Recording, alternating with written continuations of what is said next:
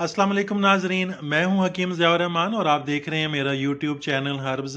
नाजरीन, आज हम समंदर सोख के बारे में बात करेंगे, समंदर सोख के मिजाज के बारे में, समंदर सोख के ख़ास के बारे में, इंसानी सेहत पर इसके असरात के बारे में और मुख्तलिफ तिब्बी नुस्ख़ाजात के अंदर समंदर सोख के इस्तेमाल के बारे में।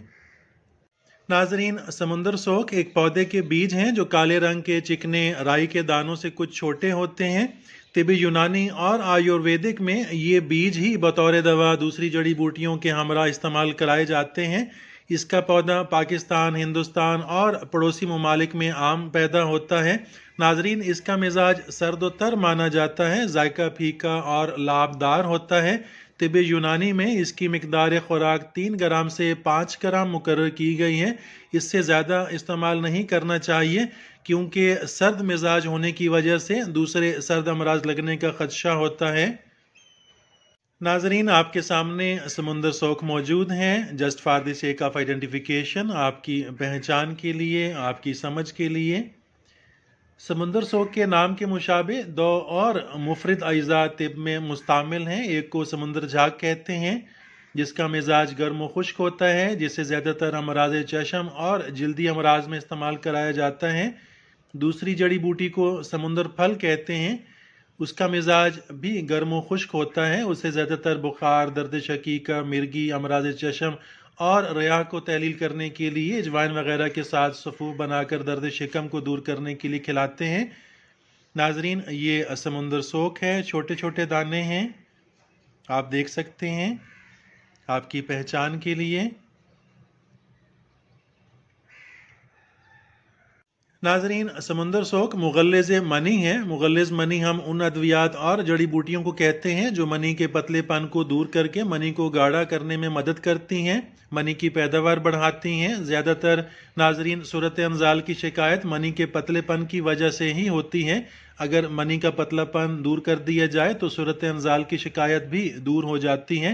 नाजरीन, सूरत अंजाल पर और दूसरे मर्दाना अमराज, एहतलाम, जरियान, सोजाक और पेशाब में जलन वगैरह पर मेरी तफसीली वीडियोस इसी चैनल पर मौजूद हैं, आप उन्हें देख सकते हैं।